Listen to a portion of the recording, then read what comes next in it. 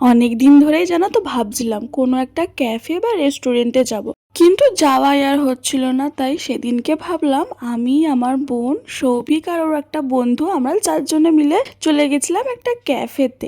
আর ক্যাফেটার অ্যাম্বিয়েন্সটা তো সত্যি খুব দারুণ ছিল, কিন্তু আমাদের দুর্ভাগ্য আমরা সেখানে কোনো সিটই পাইনি, কোনো প্রত্যেকটা টেবিল রিজার্ভ ছিল।